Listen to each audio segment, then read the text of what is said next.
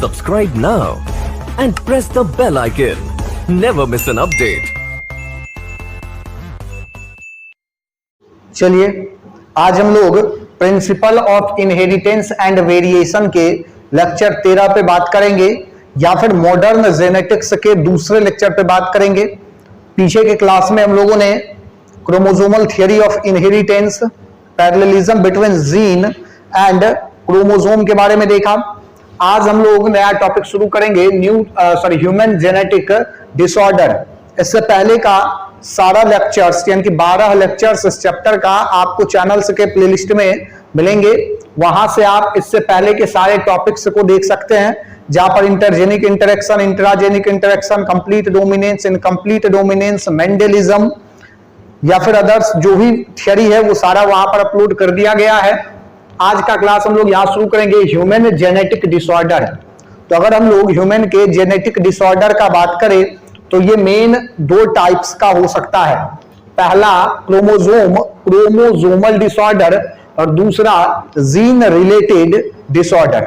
एक ऐसा डिसऑर्डर जिसमें क्रोमोसोम का नंबर इंक्रीज होगा, डिक्रीज होगा या फिर क्रोमोसोम के स्ट्रक्चर में कुछ ना कुछ प्रॉब्लम होगा, तो उसको हम लोग क्या कहेंगे? Chromosomal disorder. अब हम लोग को पहले से पता है कि हमारे बॉडी में जो है वो 2 टाइप का क्रोमोसोम प्रेजेंट है। क्या सब? तो सबसे पहला हम लोग देखे थे 22 प्लस XX या XY, इस तरह से। तो यहां पर ये 22 जो है ये हमारा ये क्या है? ऑटोसोम। और ये वाला एलोसोम इसको कहते हैं या सेक्स क्रोमोसोम के नाम से हम लोग जानते हैं। तो यहां पर पहला है ऑटोसोमल एबनॉर्मलिटीज, यानी कि ऑटोसोम से रिलेटेड अगर कोई प्रॉब्लम होगी तो उसको हम लोग ऑटोसोमल एबनॉर्मलिटी कहेंगे। और अगर सेक्स क्रोमोसोम या एलोसोम से रिलेटेड कोई प्रॉब्लम है तो उसको हम लोग सेक्स क्रोमोसोमल एबनॉर्मलिटी नाम देते हैं। अब जीन रिलेटेड प्रॉब्लम को हम लोग आगे डिस्कस करेंगे। पहले इसको खत्म करेंगे, उसके बाद हम लोग जीन रिलेटेड प्रॉब्लम्स पे आएंगे। यहां देखेंगे जरा ऑटोसोमल एबनॉर्मलिटीज में हम लोगों को क्या क्या पढ़ना है। तो ऑटोसोमल एबनॉर्मलिटी में हम लोगों को पढ़ना है सबसे पहला डाउन सिंड्रोम।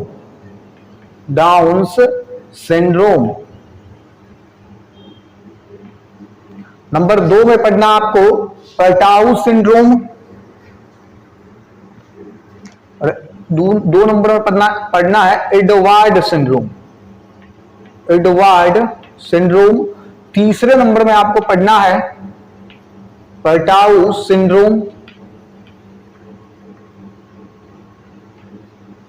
नंबर 4 में आपको पढ़ना एडवार्ड सिंड्रोम के बाद क्राई-डू-चैट सिंड्रोम।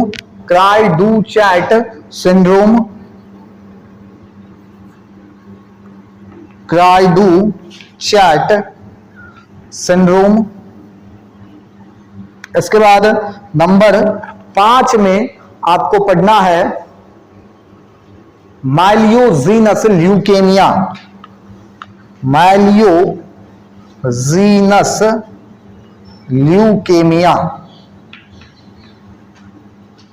यहां ध्यान देंगे जरा, इतने तरह का डिजीज हम लोगों को ऑटोसोम से रिलेटेड, ऑटोसोम के एबनॉर्मलिटी से रिलेटेड मिल सकता है। Down syndrome, Edward syndrome, Patau syndrome, cri du chat syndrome और इसके बाद माइलोजीनियस ल्यूकेमिया। इसके बाद सेक्स क्रोमोसोमल एबनॉर्मलिटी का अगर हम लोग बात करें तो यहां हम लोगों को पढ़ना है टर्नर सिंड्रोम। नंबर 1 में पढ़ना है टर्नर सिंड्रोम।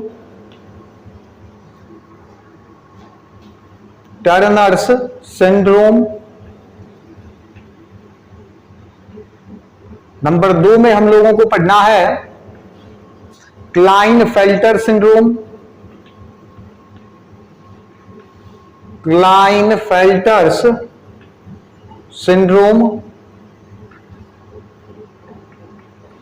नंबर 3 में हम लोगों को पढ़ना है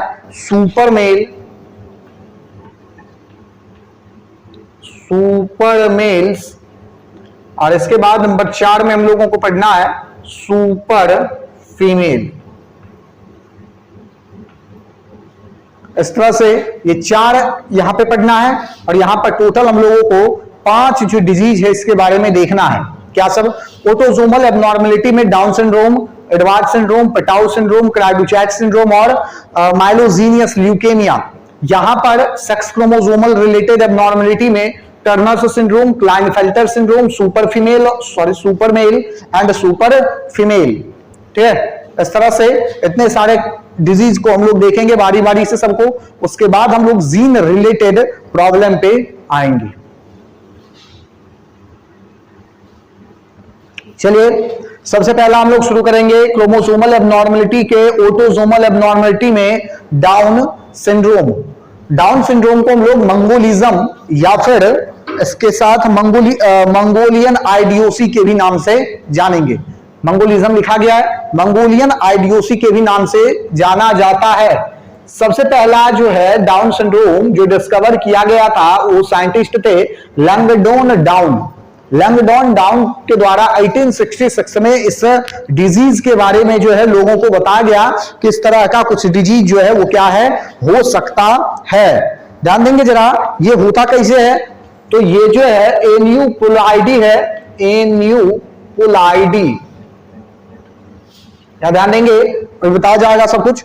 एन्यूपुलाइडी ऑटोसोमल क्रोमोसोम है। क्या होगा? एन्यूपुलाइडी ऑटोसोमल डिजीज है, autosomal disease caused bye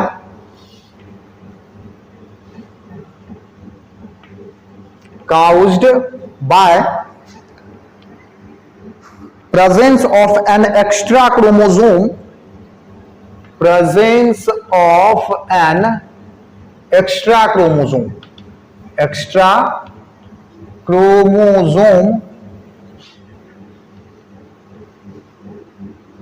extra chromosome on chromosome number 21, chromosome, यहां ध्यान देंगे। अब जो है ये आपको समझना है क्रोमोसोम नंबर 21 क्या है ना। देखिए क्या कहा गया, लैंगडोन डाउन डिस्कवर किए, पता कैसे चला कि एन्यूप्लॉइडी ऑटोसोमल डिजीज है, यानी कि ऑटोसोमल एबनॉर्मलिटी है। ये तो हम लोग पता ही हम लोग पढ़ रहे हैं इसी के अंदर में टॉपिक। तो caused bye presence of an extra chromosome on chromosome number 21, यानी कि जो 21 नंबर हमारा क्रोमोसोम है, 22 पेयर है ना ऑटोसोम, तो उस 22 पेयर में से जो 21 नंबर का क्रोमोसोम है उस पेयर में क्या होगा कि एक जो नंबर है क्रोमोसोम का वो हो जाएगा एक्स्ट्रा।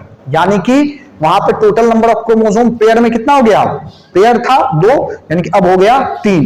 यानी कि आपके पास या जिस भी ह्यूमन में ये प्रॉब्लम है उसके बॉडी में नंबर ऑफ क्रोमोसोम कितना हो जाएगा?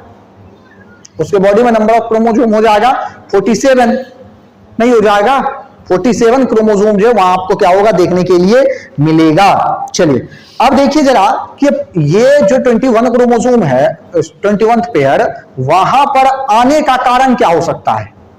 तो कारण हो सकता है कि चाहे एग यानी कि जो ओवम है उसी के उसी का जो 21 पेयर है वहीं पर एक क्रोमोसोम पहले से ज्यादा हो, ऐसा हो सकता है ना। या ऐसा हो सकता है कि जो स्पर्म आएगा उसके 21 नंबर पे ज्यादा हो। बात समझिए, इसे समझिए, ध्यान दीजिए। अगर मान लेते हैं कि ये है एग और ये है स्पर्म, ठीक है, ये एग और ये स्पर्म, तो क्या होगा कि जो इसका 21 होगा वहां पर क्रोमोसोम जो है वो क्या होगा? इस तरह से होगा। एक है, ये रहा 2, और एक जो है ये क्या हो गया? तीसरा, ठीक है।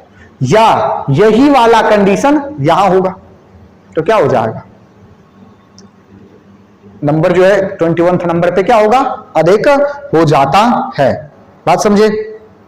अरे बात समझे या ध्यान दीजिए जरा। 21 so by both the chromosome of the pair 21 pass into single egg due to non-disjunction during oogenesis. Thus the egg possesses 24 chromosome instead of 23 and of spring has 47 chromosome. यानी कि एक जब ज्यादा हुआ यहां तो क्या होगा? इसके पास हो गया 24 क्रोमोसोम और यहां हो गया 23 क्रोमोसोम। तो अब इस दोनों का जब फर्टिलाइजेशन होगा तो 4 और 23, तो कितना हो गया 47। और इतना ही ना क्रोमोसोम आगे वाले जनरेशन के पास जाएगा।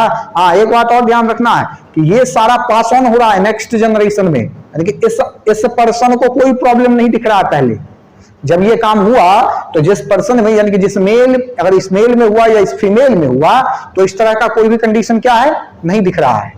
दिख किस में रहा है, आगे वाले जनरेशन में। जो अगला जनरेशन आएगा वहां पर ये वाला कैरेक्टर आपको सबसे ज्यादा देखने के लिए मिलता है।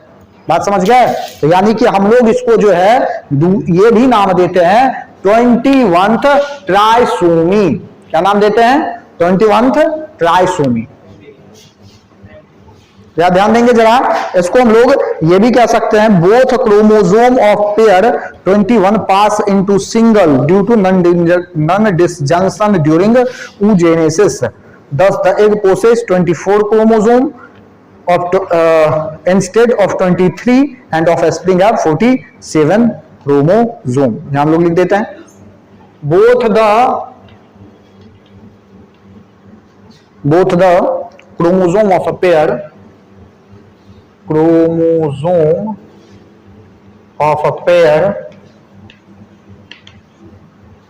both the chromosome of a pair। चलिए ध्यान दीजिए यहाँ अब आगे ये सारा जो है कैरेक्टर हमको डाउन सिंड्रोम का ये सारा बेसिक बात है। अब हम लोग जरा देखेंगे सिम्पटम्स। जिस पर्सन में इस तरह का डिजीज होगा, मेल या फीमेल जिसमें भी हो रहा है, जिस ऑफस्प्रिंग में हो रहा है, उसमें हम लोगों को सिम्पटम्स देखने के लिए क्या मिलता है? सिम्पटम्स देखने के लिए क्या मिलता है? तो सबसे पहला जो हम लोगों को सिम्पटम्स मिलेगा वो मिलेगा राउंड फेस।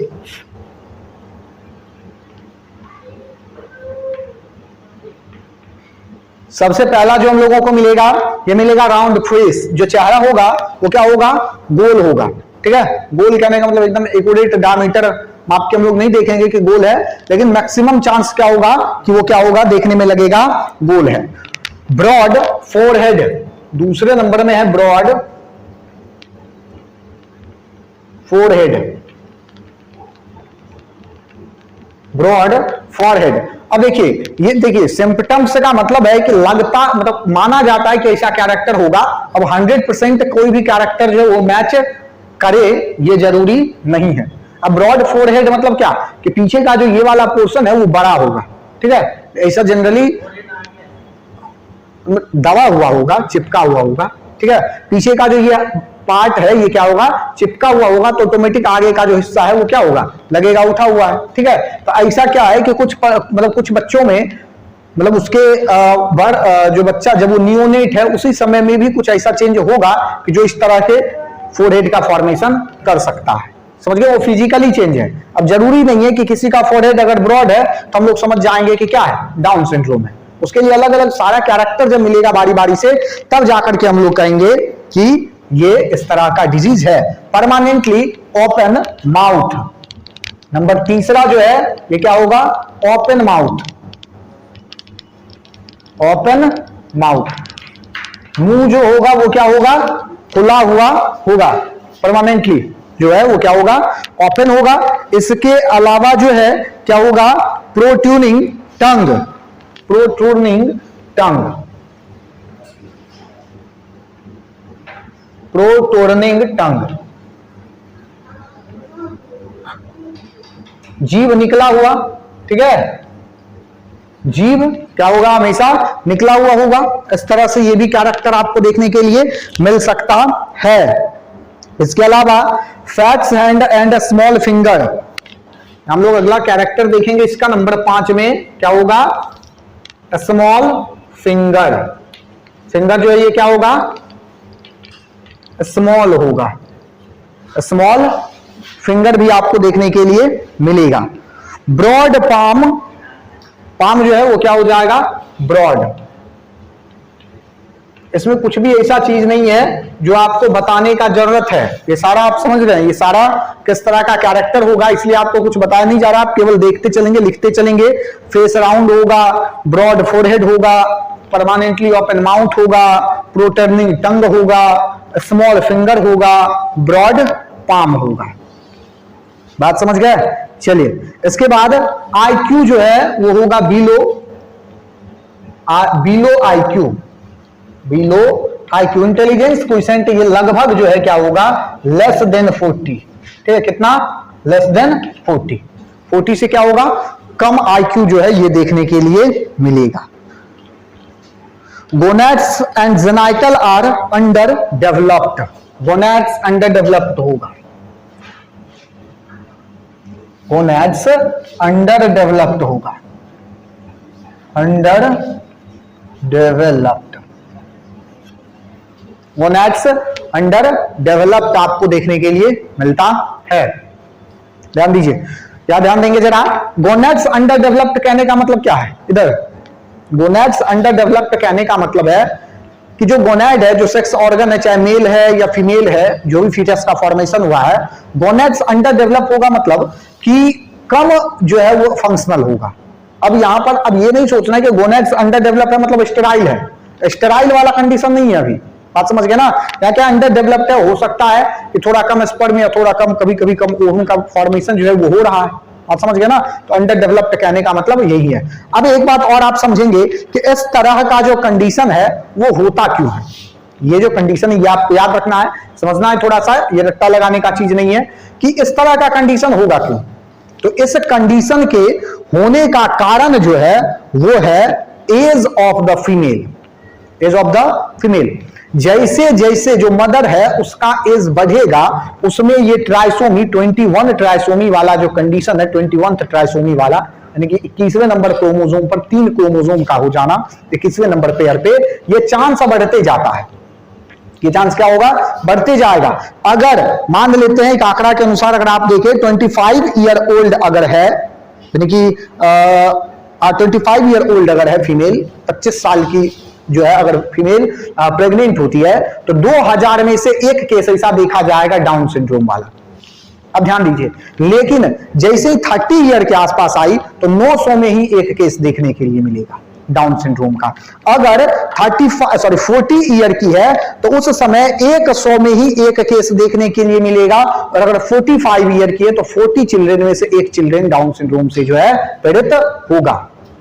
बात समझ रहे हैं क्या कहे? अगर 25 साल की फीमेल है तो क्या है, 25 साल के फीमेल में 2000 में से एक केस, अगर 30 साल की है तो 900 में से एक केस, अगर 40 साल की है तो 100 में से एक केस डाउन सिंड्रोम का होगा, और अगर 45 साल की है तो 40 बच्चे में से एक बच्चा जो है वो क्या होगा, डाउन सिंड्रोम से ग्रसित आपको देखने के लिए मिल सकता है। बात समझ गए? बात समझे या नहीं? तो फीमेल का एज जो है उसके बढ़ने के साथ ही इस डाउन सिंड्रोम के होने का चांस जो है वो क्या होगा, बढ़ते चला जाएगा। बात समझ गए? चलिए, तो यही है डाउन सिंड्रोम। आगे हम लोग एडवार्ड सिंड्रोम पे आते हैं। एडवार्ड सिंड्रोम देखते हैं क्या है। चलिए आगे हम लोग देखेंगे एडवार्ड सिंड्रोम क्या है। ध्यान दीजिए जरा, एडवार्ड सिंड्रोम का अगर बात करें तो सबसे पहले इसको डिस्कवर किया गया था एडवार्ड के द्वारा 1960 में। होता क्या है, due to extra chromosome number on 18। ध्यान दीजिए, पीछे वाला जो ट्राइसोमी था, पीछे वाला भी ट्राइसोमी, ये वाला भी ट्राइसोमी, आगे वाला जो आएगा वो भी ट्राइसोमी। बात समझ गए ना? यानी कि नंबर ऑफ क्रोमोसोम इंक्रीज कर रहा है, एक वन नंबर मतलब एक जो है वन नंबर ऑफ क्रोमोसोम क्या कर रहा है, इंक्रीज कर जा रहा है। पीछे वाले में देखे, पीछे वाले डिजीज में जो डाउन सिंड्रोम था 21 नंबर पर, यहां पर क्या होगा, क्रोमोसोम नंबर 18 पर क्या होगा कि वन जो क्रोमोसोम है वो इंक्रीज कर जाएगा। टोटल नंबर ऑफ क्रोमोसोम जो है वो कितना हो जाएगा, 47, more often in female than a male. Male के कंडीशन में फीमेल में होने का चांस क्या है, ज्यादा है। बात समझ गए? चलिए, फ्रीक्वेंसी 1/8000 लाइव बर्थ, यानी कि 8000 बच्चा जब जन्म लेगा तो किसी एक बच्चे में ये सिम्टम्स सिंड्रोम आपको देखने के लिए मिलता है, एडवार्ड वाला। आप समझ गए? एडवार्ड सिंड्रोम सिम्टम्स क्या होगा, keep the finger tightly clenched. ठीक है, ये नेचर है, ये बच्चे का, किसी भी बच्चे का नेचर है। टाइटली क्लेंच्ड कहने का मतलब है कि अगर कोई बच्चा है, अगर आप क्या करते हैं कि उसको इस पे मतलब उसका अगर ये मान लेते हैं कि पाम है, इसके ऊपर उंगली दिया जाएगा तो ऑटोमेटिकली उसको क्लेंच करेगा, जोर से दबाएगा। ये नेचर है बच्चे का। कभी सोचे हो ऐसा नेचर क्यों है बच्चे का? बच्चे में ये लक्षण क्यों पाया जा रहा है कि जब उसके हाथ में कोई भी चीज जाता है तो वो जोर से उसको पकड़ लेता है, जकड़ लेता है। कभी सोचे हो ऐसा? नहीं सोचे हो। इसका कारण ऐसे जनरली हम लोग इवोल्यूशन में डिस्कस करेंगे, लेकिन यहां अगर हुआ है चर्चा तो थोड़ा सा देख लेते हैं कारण क्या है क्या कि हम लोगों का जो पीछे वाला जनरेशन है, यानी कि जो जिसको एंशिएंट, जो हम लोगों का पूर्वज जो है, वो क्या है, कहीं ना कहीं उसके अंदर बंदर वाला जो है जीन वो प्रेजेंट था, तो वो जनरेशन टू जनरेशन इनहेरिट हो रहा है। बंदर को अगर कभी देखोगे तो वो अगर कहीं बैठेगा तो वो जोर से उसको पकड़ लेगा, उसको उससे होता क्या है कि सेफ फीलिंग आता है, क्या कि हम गिरेंगे नहीं, कितना भी बड़ा टहनी पे पेड़ पर चढ़ जाएगा, उसको पकड़ा हुआ जकड़ करके उसको ऐसा लगता है कि क्या होगा कि अब हम यहाँ सेफ हैं, यहाँ से गिर नहीं सकते हैं। बच्चा भी अगर किसी चीज को पकड़ता है ना, किसी भी चीज को पकड़ ले, उसको समझ में थोड़ी ना आ रहा है कि वो अभी गिरेगा कि नहीं गिरेगा, लेकिन उसको अपने अंदर जो है ये फीलिंग होती है कि हम क्या है, सेफ जोन में। बात समझ गया? इसलिए उसके अंदर मतलब उसके हाथ में कोई भी चीज गया तो वो जोर से उसको पकड़ने का कोशिश करता है, ये छोड़ेगा ही नहीं जब तक उससे जबरदस्ती जो है छुड़ाया नहीं जाए। बात समझ गया? तो टाइटली क्लेंच्ड फिंगर जो है ये सब में है, कोई भी दिक्कत नहीं है, लेकिन इस बच्चे में कुछ ज्यादा हो जाएगा। बात समझ गए? चलिए, स्मॉल जॉ, जॉ जो होगा वो क्या होगा, स्मॉल होगा। डिफॉर्म्ड ईयर, कान जो है वो क्या होगा, डिफॉर्म्ड होगा, छोटा होगा। जैसे हम लोग का ये वाला ईयर जो है ना, एक्सटर्नल ईयर ये बड़ा है, उसका वो डिफॉर्म्ड होगा, छोटा होगा। स्मॉल नोज, ठीक है। अब ऐसा नहीं सर सारा नेपाली तब इसी तरह का चाइनीज इसी सिम्टम से होगा, ऐसा कुछ नहीं है। बात समझ गए ना? नोज स्मॉल होगा, माउथ चाइनीज का या फिर नेपाली का इसी तरह का कुछ होता है, ठीक है। और इसके बाद जो एंड फिंगर्स, उंगली भी छोटा छोटा होगा। तो ऐसा नहीं कि सारा नेपाली या सारा चाइनीज इस डिजीज से जो है पीड़ित होगा, ये भी बात सही नहीं है। मेंटली रिटार्ड होगा, फुल्ली रिटार्ड होगा, फुल्ली मेंटली रिटार्ड, उसको कुछ समझ में नहीं आएगा। एक तो जिंदा नहीं रहेगा, अगर जिंदा रहा तो ऐसा स्थिति रहेगा मेंटली रिटार्डेशन का कि उसको तुम कुछ नहीं मान लो तो ठीक रहेगा। डैड इन 6 मंथ, अगले 6 महीने में राम नाम सत्य होना तय है। अगर बच गया तो इस कंडीशन में रहेगा, उसको हम लोग नेगलेक्ट मान के चले तो बढ़िया रहेगा। बात समझ गया? तो ये हमारा एडवर्ड सिंड्रोम, डाउन सिंड्रोम और एडवर्ड सिंड्रोम हम लोग देख लिए। आगे हम लोग देखेंगे पटाउज सिंड्रोम, ठीक है, पटाउज सिंड्रोम। चलिए आगे हम लोग देखेंगे पटाउज सिंड्रोम। इससे पहले हम लोग डाउन सिंड्रोम देख लिए, एडवर्ड सिंड्रोम देख चुके हैं। पटाउ सिंड्रोम में देखेंगे कि क्या है, सबसे पहले डिस्क्राइब किया गया था पटाउ के द्वारा, कब, तो 1960 में, 1960 में जो है डिस्कस किया गया था। इसके बाद यहां ध्यान देंगे कि यहां भी ट्राइसोमी ही आपको देखने के लिए मिलेगा कि due to extra chromosome on 13, chromosome 13 पर जो है क्या होगा, एक्स्ट्रा क्रोमोसोम देखने के लिए मिलता है, जिसके कारण ये डिजीज आपको होता है। इसके बाद आता है क्या, अकर्स अबाउट 1/20,000 लाइफ वर्थ, यानी कि 20,000 जब क्या होगा बच्चा जन्म लेगा, उस बच्चे में से किसी एक बच्चे को ये डिजीज होने का संभावना है। एवरेज लाइफ स्पेन काफी कम है, 4 मंथ के आसपास एवरेज लाइफ स्पेन होगा। सिम्टम्स क्या होगा, small head, abnormality of face, I, fore brain, इस सब में एबनॉर्मलिटी देखने के लिए मिलेगा। डिफॉर्म्ड ईयर, डिफॉर्म्ड ईयर, ठीक है। Small hand are often clenched, एक तो छोटा हाथ होगा और लगातार जोर से मुट्ठी क्या करेगा, बंद कर करके रखेगा। तो ये कहानी है किसका, पटाउ सिंड्रोम का। आगे हम लोग आ रहे हैं कहां, cry do chat syndrome. Cry do chat syndrome का अगर आप बात करें, ध्यान देंगे जरा, ये काफी ज्यादा नहीं है, आसान है, इसीलिए हम यहां ज्यादा लिख नहीं रहे। सबसे पहले क्राई डू चैट जो है ये क्या हुआ था, देखा गया था किसके द्वारा, लेजी न्यू के द्वारा, लेजी न्यू के द्वारा ये जो है क्या कब देखा गया था, तो 1963 शायद यही था, 1963 में जो है कहां देखा गया था, फ्रांस में, ठीक है। लेजी न्यू के द्वारा 1963 में सबसे पहले फ्रांस में इस डिजीज का जो है क्या हुआ था, डिस्कवर किया गया था। अब देखिए जरा कि इस डिस्कवर में यानी कि इस डिजीज में हो क्या सब रहा है। तो इस डिजीज का जो सबसे पहला कैरेक्टर देखने के लिए मिलेगा, सिम्पटम्स, वो ये मतलब कारण अगर देखने के लिए मिले तो हम लोग देखेंगे ये कि chromosome number 5, chromosome number 5 is affected, chromosome number 5 is affected. कहने का मतलब क्या, कहने का मतलब ये कि जो नंबर 5 का क्रोमोसोम है उसका जो शॉर्ट आर्म है उसका हो जाएगा डिलीशन। उसका क्या हो जाएगा? डिलीशन। यानी कि वो क्या होगा? टूट करके बिखर जाएगा, हट जाएगा। हम पहले ही कहे थे यहां पर क्रोमोसोमल एब्नॉर्मलिटी है, क्रोमोसोम का बढ़ना, क्रोमोसोम का घटना, क्रोमोसोम में किसी तरह का डिफॉर्मेशन, वो सारा प्रॉब्लम क्रिएट करेगा। तो यहां पर क्या होगा कि जो क्रोमोसोम नंबर 5 है उसका शॉर्ट आर्म, क्रोमोसोम में एक लॉन्ग आर्म एक शॉर्ट आर्म होता है ना, इस तरह से समझिए जरा कि अगर मान लेते हैं कि यहां खाली जगह है, अगर मान लेते हैं कि ये क्रोमोसोम है आपका, ठीक है, तो इस तरह से होगा क्रोमोसोम, ये बड़ा, ये लार्ज और ये स्मॉल आर्म हुआ ना। तो इस स्मॉल आर्म का ये जो 5वां नंबर क्रोमोसोम है इसका ये वाला हिस्सा क्या होगा? हट जाएगा। बात समझ गए? तो होगा क्या? क्राइडुचैट सिंड्रोम आपको देखने के लिए मिलता है। बात समझ गए? अब जरा ध्यान दीजिए इस क्राइडुचैट का सिम्टम्स क्या होगा। तो सबसे पहला कि जब बच्चा, ये बच्चा रोएगा जिसमें ये क्राइडुचैट सिंड्रोम है, वो बिल्ली की तरह आवाज करेगा। बात समझ गए ना?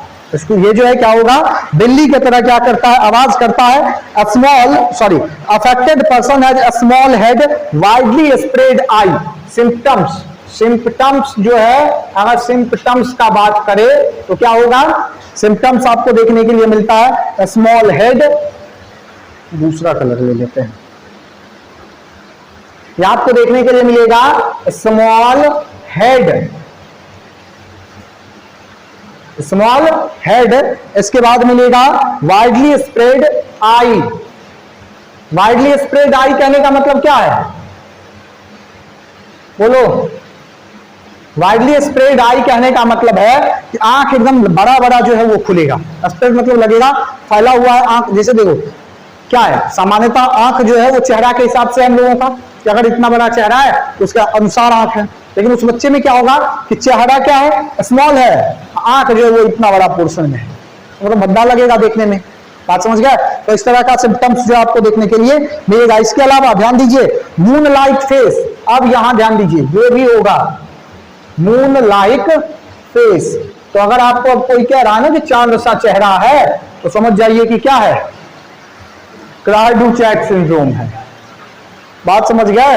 अगर मनीष कुमार कोई कह दे कि चांद सा चेहरा है तो समझ जाओ कि क्राइडुचैट सिंड्रोम से ग्रसित हो चुका है।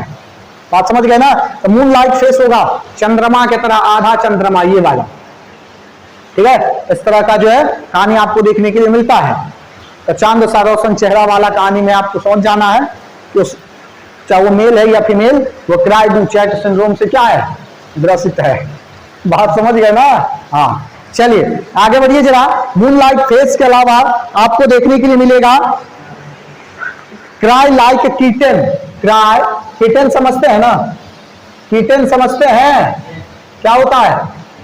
बिल्ली का बच्चा, बिल्ली के बच्चा को हम लोग क्या कहते हैं? कीटन। तो क्राई लाइक कीटन, म्याऊ करके जो इसका आवाज निकलेगा रोते समय। तो ये सारा कैरेक्टर आपको जो है देखने के लिए मिलता है किसमें? क्राइडुचैट सिंड्रोम में। बात समझ गया? चलिए, तो इस तरह से हम लोग क्राइडुचैट भी खत्म कर लिए। आगे हम लोग देख लेते हैं जरा माइलियोजीनस ल्यूकेमिया। माइलियोजीनस ल्यूकेमिया, जरा यहीं पर हम लोग देख लेते हैं माइलियोजीनस ल्यूकेमिया। ध्यान देंगे जरा क्या होता है इस डिजीज में। ल्यूकेमिया का मतलब क्या है?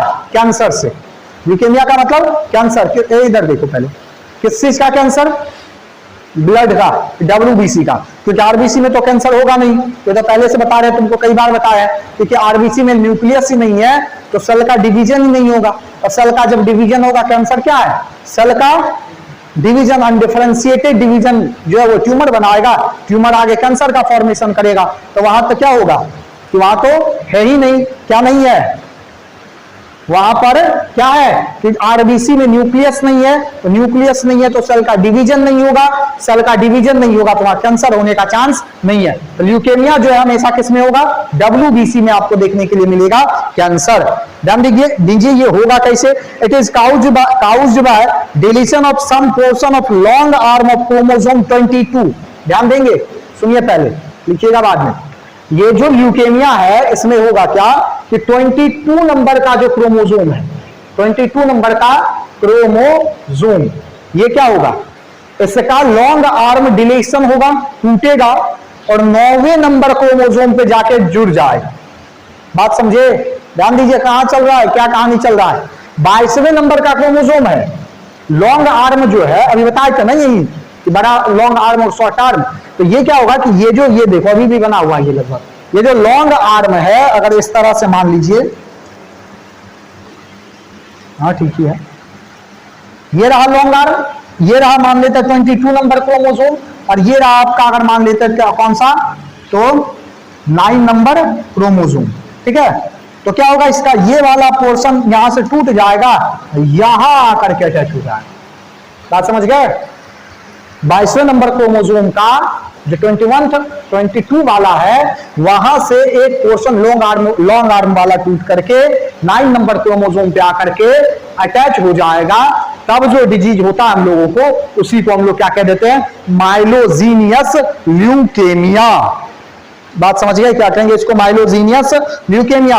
ये आगे चल करके जो है ब्लड कैंसर का कारण बन सकता है। तो इस तरह से ऑटोसोमल डिसऑर्डर हम लोग कर लिए खत्म। आगे हम लोग शुरू करेंगे सेक्स क्रोमोसोमल एबनॉर्मलिटीज।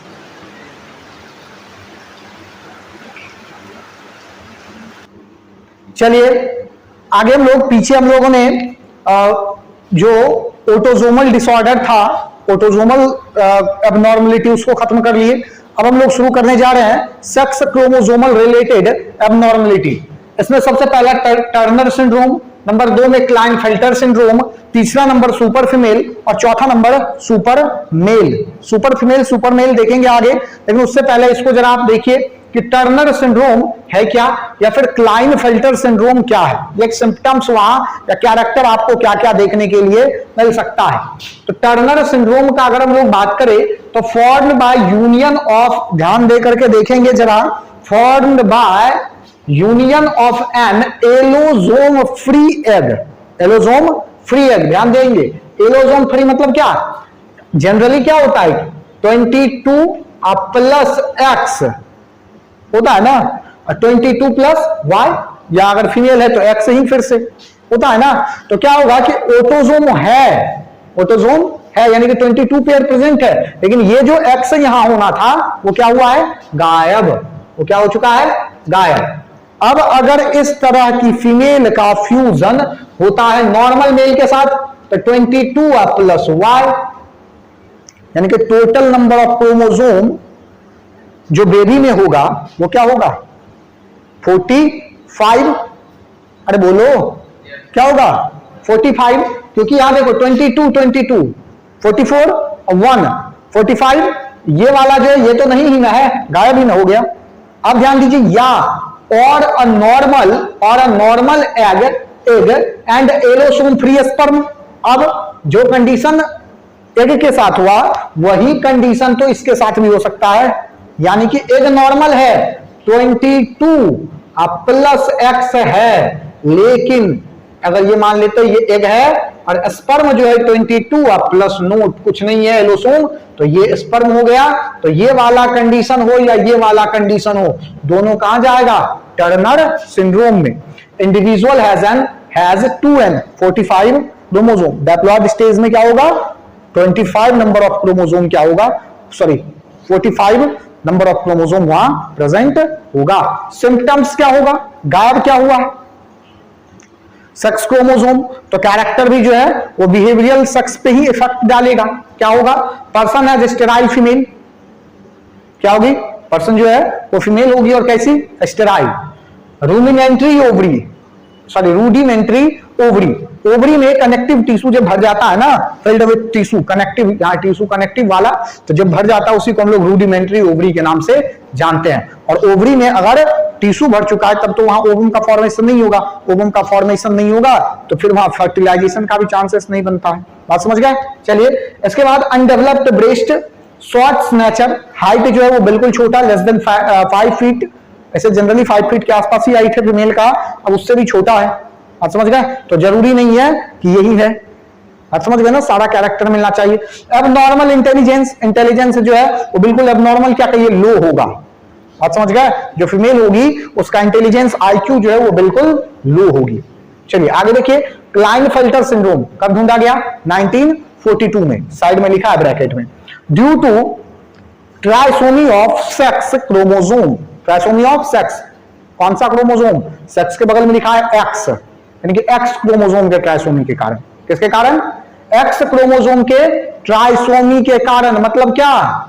मतलब ये कि केवल एक्स क्रोमोसोम ही बढ़ेगा, ट्राइसोमी जो हो रहा है, तो ये नहीं कि सर वाई क्रोमोसोम बढ़ा दे, बिल्कुल नहीं। क्या बढ़ रहा है? एक्स ही बढ़ेगा। Formed by union of an abnormal X X egg, बात समझ गए? एक्स एक्स एग क्या है? Abnormal egg and a normal Y sperm, यानी कि जो एबनॉर्मल एक्स है, मतलब एक्स एक्स एक्स, अब नॉर्मल यही ना हुआ, नॉर्मल एक्स एक्स है, तो एक क्या कहा जा रहा है? ट्राइसोमी होगा एक्स क्रोमोसोम पे, तो x X x abnormal egg fuse किया नॉर्मल एग के साथ, तो हो गया क्या? जो फॉर्मेशन होगा। और नॉर्मल एक्स एग यानी कि एक्स एक्स फ्यूज्ड होगा abnormal Y sperm, X X Y के साथ। कुछ समझ में नहीं आया, ध्यान दीजिए, लिखते हैं, सब क्लियर हो जाएगा। यहां जो कहा जा रहा है ना, ये वाला कहानी, for the union abnormal X X egg, उसका कहानी यहां समझिए, यहां समझिए। यहां क्या होगा कि एबनॉर्मल एग कहा जाना है, हाँ, एक्स एक्स एबनॉर्मल है तो एक और एक्स, बात समझ गए? और normal Y sperm, X Y, बात समझे? बात समझे क्या कहा गया कि अब नॉर्मल एग है तो एक्स एक्स एक्स, तीन एक्स, ये किसके साथ फ्यूज कर गया? एक्स वाई के साथ, नॉर्मल एग के साथ, स्पर्म के साथ। अब देखिए, नॉर्मल स्पर्म के साथ, एग के साथ नहीं। और normal X egg and abnormal Y sperm, अब क्या है कि एक्स एक्स नॉर्मल ही ना है, तो एक्स एक्स एक्स और एक्स लिख दिए। अब एबनॉर्मल क्या है? तो स्पर्म, तो होगा X X Y. Number of chromosome आपको इस तरह के प्रश्न में 47 देखने के लिए मिलेगा, और इस तरह का जो 47 chromosome 44 plus X X Y, क्योंकि एक्स ही ना बढ़ रहा है। तो यहां देखिए, अब जरा सिम्टम्स क्या होगा? स्टेराइल मेल पर्सन जो होगा वो क्या होना है? स्टेराइल मेल होना है। अनडेवलप्ड टेस्टस, टेस्टस अनडेवलप्ड होगा। मेंटली रिटायर्ड होगा। फीमेल लाइक कैरेक्टर होगा, फैमिलीज मेन भी कहा जाता है, फैमिलीज मेन। इसके बाद female like sparse body hair, body hair जो है फीमेल लाइक होगा कि अगर जैसे मान लीजिए कि चेस्ट वाले रीजन में नहीं है, पैर वाले रीजन में है, हाथ वाले रीजन में नहीं है, सब तरह का जो है कंडीशन यहां देखने के लिए मिलेगा। बात समझ गए ना? तो यही सारा कहानी जो है क्लाइनफेल्टर सिंड्रोम का है। बात समझ गए? चलिए, इसके बाद का कहानी सुपर फीमेल और सुपर मेल हम लोग आगे वीडियो के आगे के क्लास में देखेंगे। अब इसके साथ ही आगे के क्लास में आपका सुपर मेल और सुपर फीमेल के खत्म करने के बाद लिंकेज एंड रिकॉम्बिनेशन का जो है शुरुआत किया जाएगा। तीसरा लेक्चर होगा मॉडर्न जेनेटिक्स का और प्रिंसिपल एंड इनहेरिटेंस का, इनहेरिटेंस एंड वेरिएशन का 14वां लेक्चर। तब तक के लिए इतना ही। जय हिंद, जय भारत।